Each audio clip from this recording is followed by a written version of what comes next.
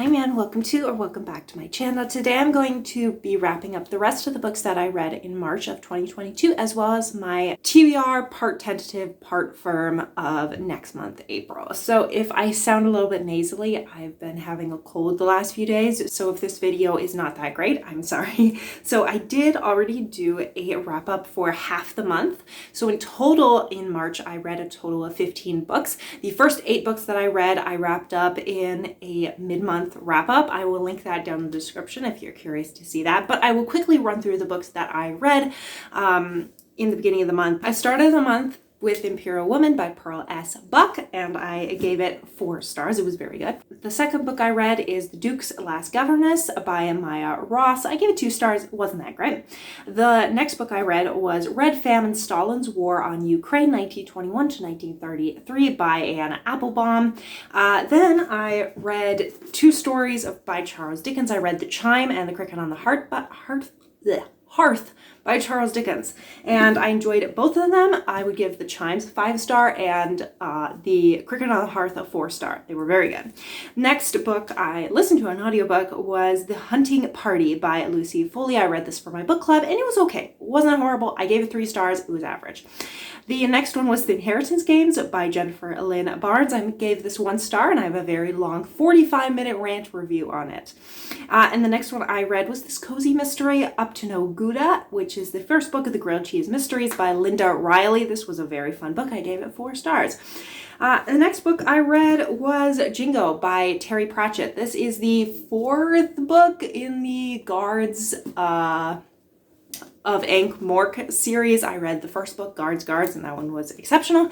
This one was just average for me. I gave it 3 stars. Now we are to the actual books that I read the second half of the month. And so I read 7 books the second half of the month. So I don't have my copy of this book.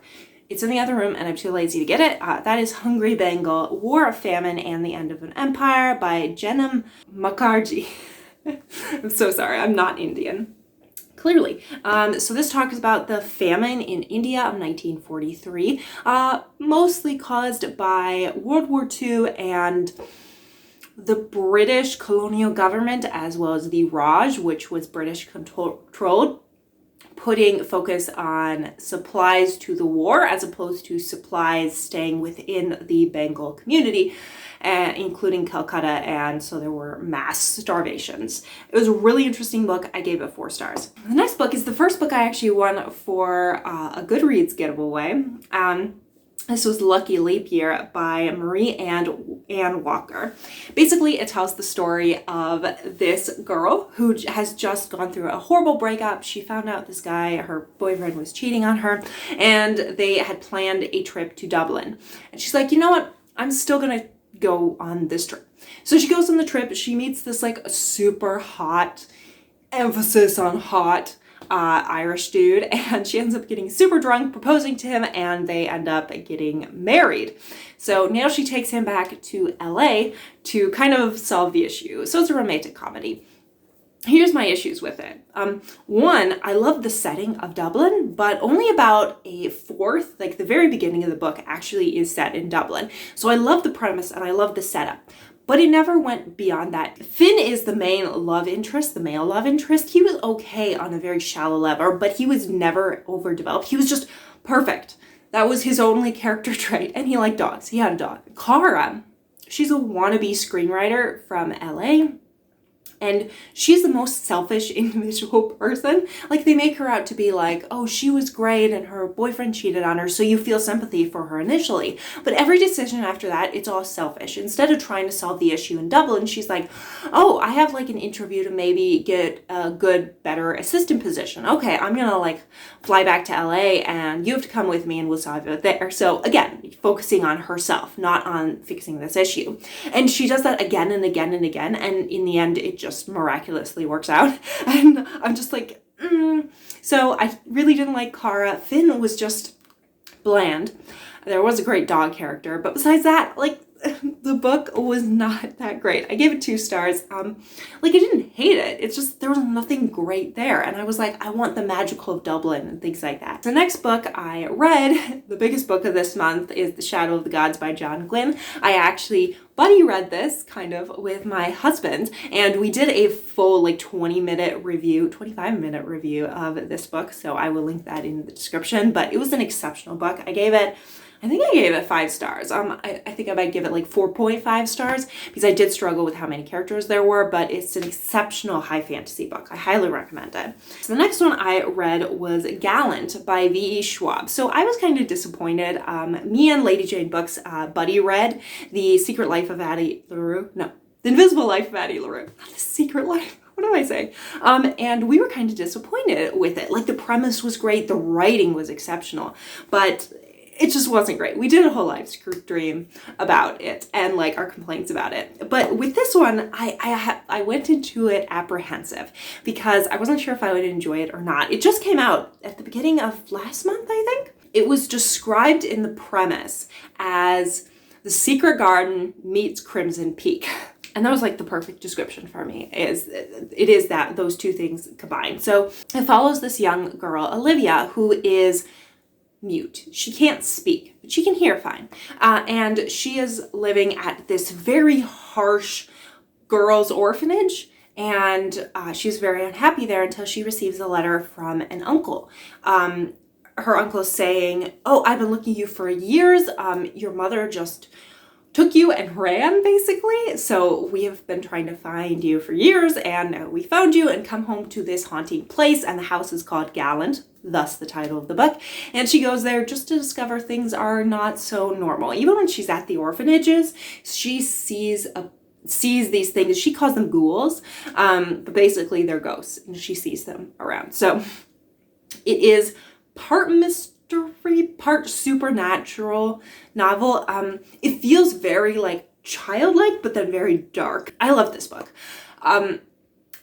It had none of the weaknesses that I had trouble with in The Invisible Life of Addie LaRue.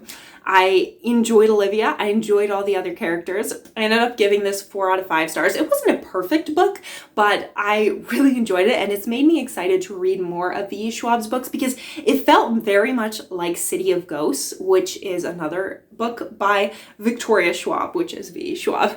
And that one is very similar to this one, but this one is set in like one house, and I don't know, the supernatural mysteries. I'm really in the mood for them recently. The next book I read is Boxen, which is technically by C.S. Lewis and his brother.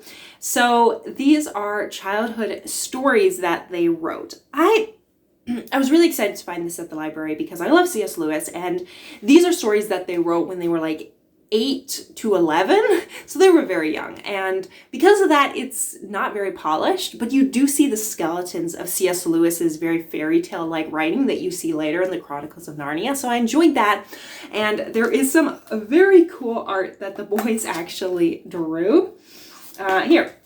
So for example, they did this. They also have like maps that they did of certain areas, and that was very cool, but the stories themselves were just okay to me.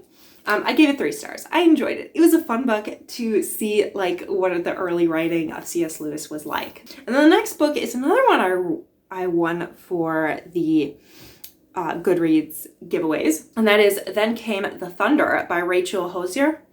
So this book follows 2 main characters. One is this young woman who's a school teacher, and this is set just after the Civil War, and she lives in this tiny little town called Three Willows, and she's a school teacher. And then the second main character is this man who just left the war that is kind of traveling to find a place, and he stops by in Three Willows, and there's strange things happening in the town. For example, there are these attacks on animals where they're like stomachs are slashed open, and the villagers are like, what could be causing this? So it's part mystery, it's part romance as these 2 main characters get to know each other. The school teacher is forced to take on this strange guy as a boarder in her house. So it's only 170 pages, so it feels underdeveloped to me. I would have liked for it to be like 300 pages. I did end up giving it 4 out of 5 stars though. It was really interesting, and it blends almost like supernatural with the very real issues of like war and dealing with war. There were a lot of elements at play. And I'm not sure if the book always knew what it was trying to be. For example, was it a supernatural mystery? Was it like a historic romance? Was it like a commentary on war? And it was kind of all of those things. But I think it would have blended together a lot better if it was 300 pages instead of 170 pages. But I still quite enjoyed it. I enjoyed all the characters. I wanted to see what was going to happen. I never felt that there was a moment I was like, this is ridiculous. This wouldn't happen. So I don't know. It was a good book. And the final book I read this month was The Book of Cold Cases by Simone St. James.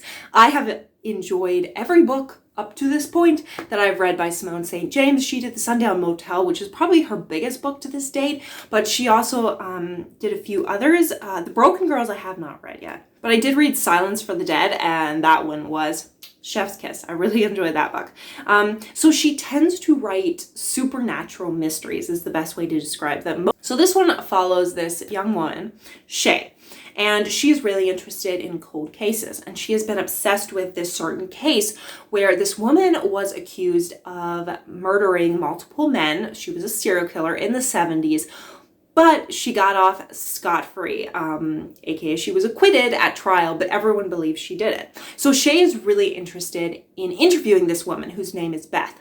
So she runs into her randomly at her day job, and the woman is like, yeah, I'll let you interview me. And Shay doesn't quite know why, because she hasn't let anyone else interview her. So you're kind of puzzling what happened back in the 70s, what is going on now with Shay and Beth with their interviews. So there's a lot of elements that are brought together that are interesting. Saying that, this one for me is definitely my least favorite Simone St. James book. I didn't hate it. I gave it 3 stars. I quite enjoyed it. The dark ambiance was brilliant. Shay's character was enjoyable. I was on her side for the entire book.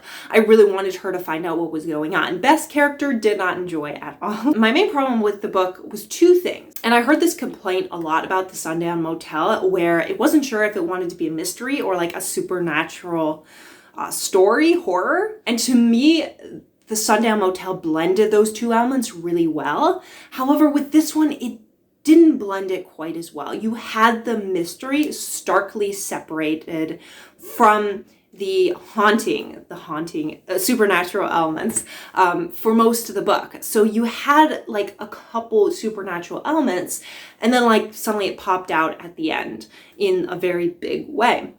And to me, it just didn't blend together that well. And also, it didn't help that you find out the solution of the crime relatively early on. Like, I think halfway through the book, you know who the murderer is. You kind of know most of the story, even if they haven't outright said it. And so after that, it's just more of like outright saying it.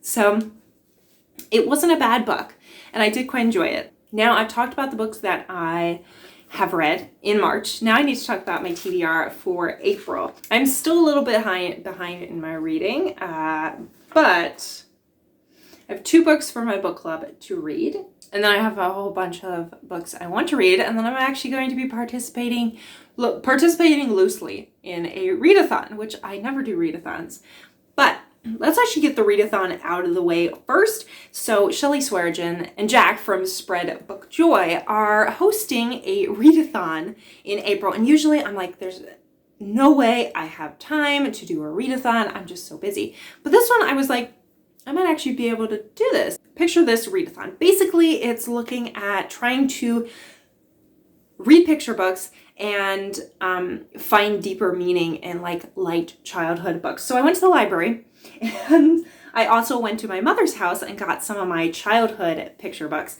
And so I have a whole bunch that I want to read. I have more than, I think there's like 6 prompts, but I have a lot more than that in here. The 6 prompts are friendship, green, home, quiet, red, and space. I found at the library how to make friends with a ghost, and it looks adorable and the art is very beautiful. So I picked that one up.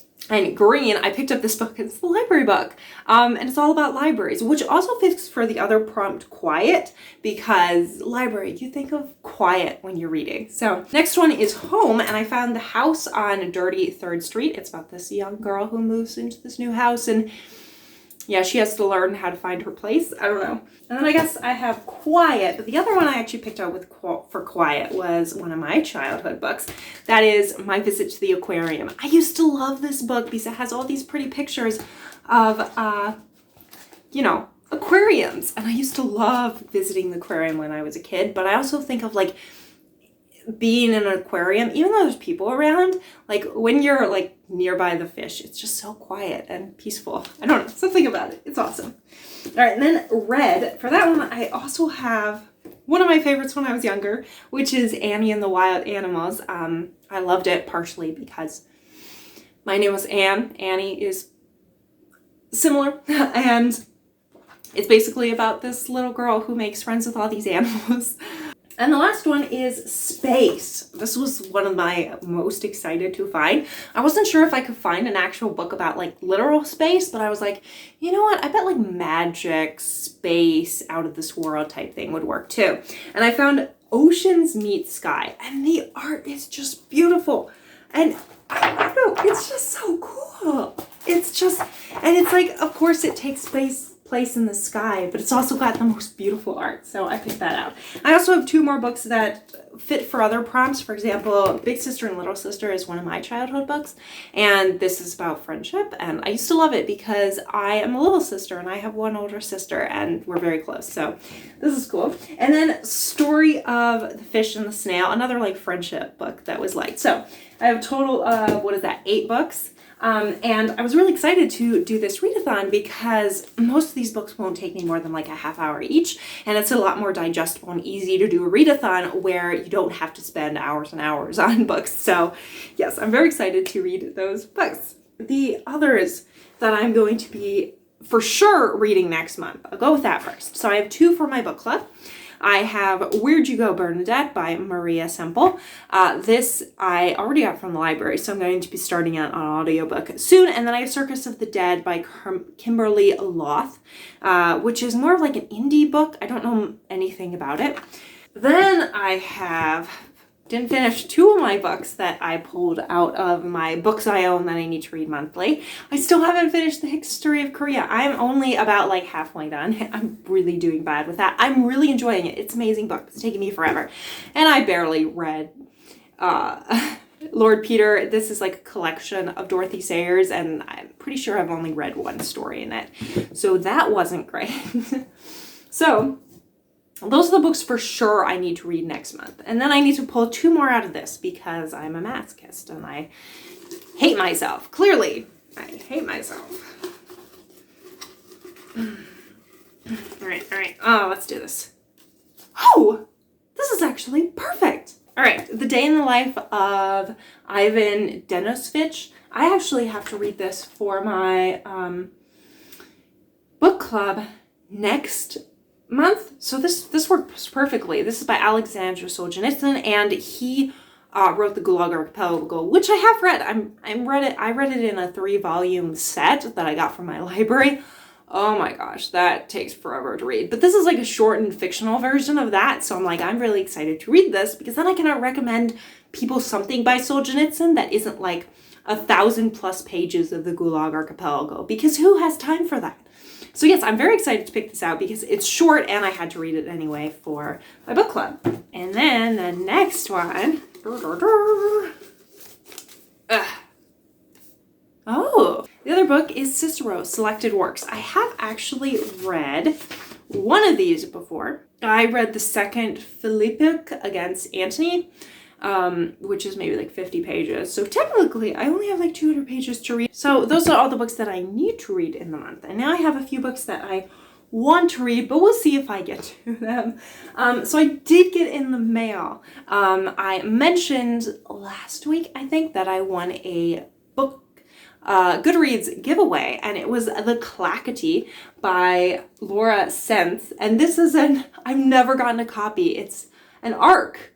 and it's an advanced reader copy. I've never had an ARC before because I've never felt the need like, oh, I need to get the newest book, but I'm really excited to get this. So I'm hoping to read this month. It's only like under 300 pages, and it's pretty big print because it's more for middle graders. So I want to read that, but we'll see if I can take time. I'm working on Arsenic and Adobo. It's a mystery. So far I'm really enjoying it, but I'm only like 20 pages in. So, and then I do want to try to read The Sinner and the Saint about Dostoevsky's Crime and Punishment, but we'll see if I actually get to it, because it's not going to be my priority because I have a lot of other books that are my priority.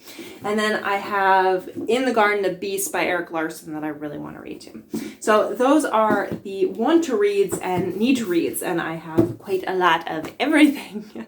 So, have you read any of these books? Either the ones that I read last month or the ones that I'm hoping to read this month? Let me know your thoughts down in the comments. Thank you so much for watching. If you like this video, like, subscribe. I post every Saturday and Wednesday at 6 p.m. Eastern Time, and I will see you all in the next video. Bye!